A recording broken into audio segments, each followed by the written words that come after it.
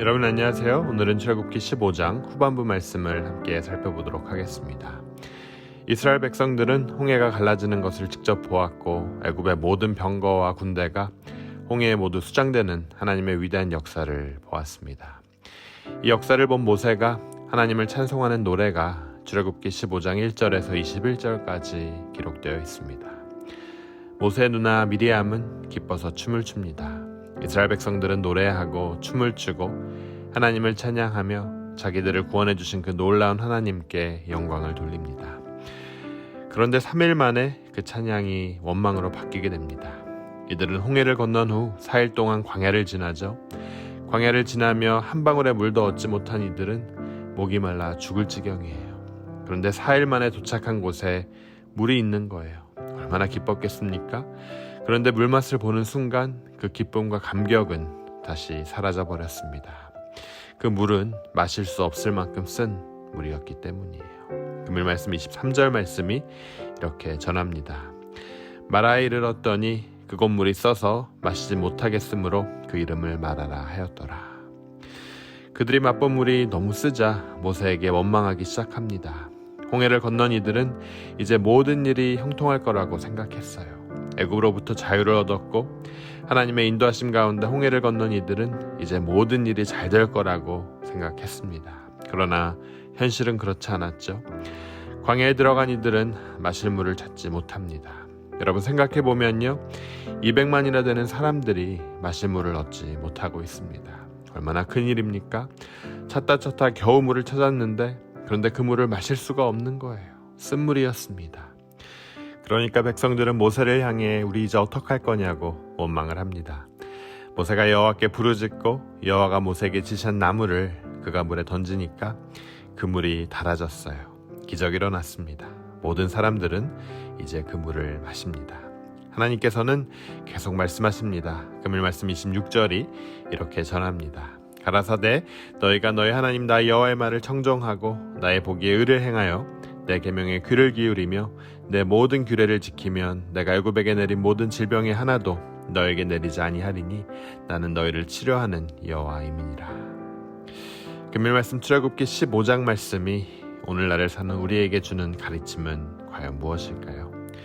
본문은 여러분 우리에게 중요한 말씀을 전하고 있습니다.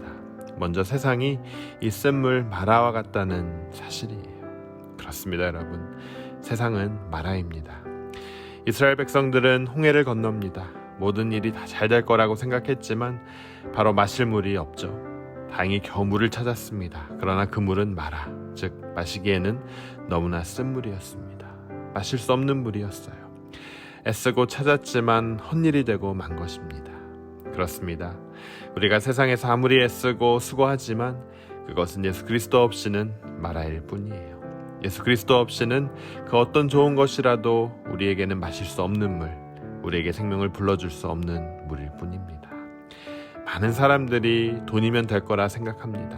권력이면 될 거라 생각해요. 또 명예면 될 거라 생각합니다. 경제적인 풍요를 통해 인류의 문제를 좀 해결해 볼까 했는데 자살률은 잘 사는 나라가 제일 높습니다. 인간은 잘 살아보기 위해 돈과 권력과 지식을 다 써보았지만 세상은 아직도 마라, 아니 예전보다 더 쓴물로 남아 있습니다. 여러분 어떻게 이스라엘 백성들은 그 쓴물 마라를 마실 수 있었을까요? 샘물가를 찾아 떠났나요? 여기 물이 쓰니까 우리 딴물 찾아보자 하고 다른 곳으로 갔나요? 아니요. 모세가 쓴물에 하나님께서 지시하신 나무를 던지니 물이 달아진 거예요. 여러분 바로 이 나무가 예수 그리스도를 상징합니다. 하나님께서 지시하신 나무를 물에 던졌기에 마라가 단물이 되었듯 마라와 같은 세상이 단물이 되는 길, 희망이 없는 세상이 희망으로 차게 되는 유일한 길은 오직 예수 그리스도밖에 없다는 사실입니다. 여러분 이 사실을 굳게 믿으시길 주님의 이름으로 축원합니다. 우리가 예수님을 믿는다고 해서 모든 일이 형통해지는 것만은 아닙니다.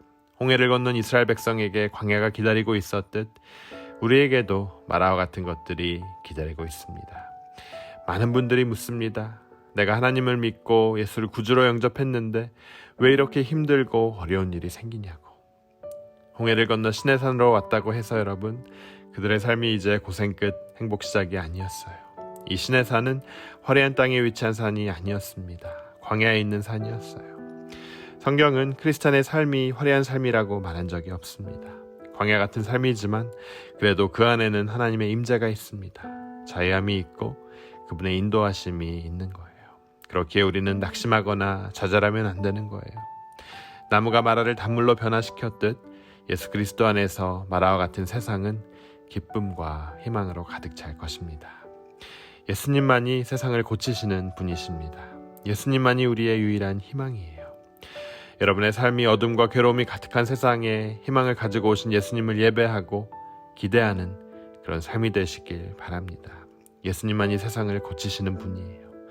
우리가 같이 읽은 26절 하반기에 하나님께서는 이렇게 말씀하십니다.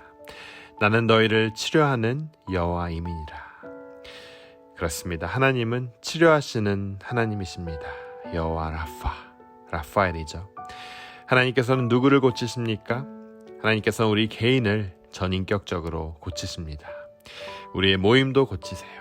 우리의 가정, 우리의 교회, 이 나라도 고치십니다. 또한 이 땅 모든 자연도 고친다고 말씀은 전하고 있어요. 그래서 하나님은 고치시는 하나님이십니다. 치유의 하나님이세요. 그러나 여러분, 금일 말씀을 보면 하나님의 고치심은 저절로 자동적으로 우리에게 임하는 것이 절대로 아닙니다. 오늘 본문을 우리가 자세히 보면 하나님의 고치심이 우리 모두에게 임하는 비결이 나타나 있는데요. 하나님의 고치심, 그 치유를 경험하기 위해서 우리는 과연 어떠한 태도로 하나님 앞에 서야 할까요? 첫째, 우리는 먼저 기도해야 합니다. 쓴물을 마신 모세를 백성들이 원망할 때 모세는 어떻게 했습니까? 25절 말씀 함께 읽어보도록 하겠습니다. 모세가 여호와께 부르짖었더니 하나님께 부르짖어 기도합니다. 그러자 하나님께서 한 나무를 지시하시고 모세가 그 나무를 마라의 물에 던지니 물이 달게 변했습니다. 모세가 하나님께 기도했을 때 치유하시는 하나님의 능력이 마라의 물에 임한 거예요. 만약 모세가 기도하지도 않고 그 자리에 털썩 주저앉아 신세 타령만 했다면 마라는 그대로 쓴물로 남아있었을 겁니다.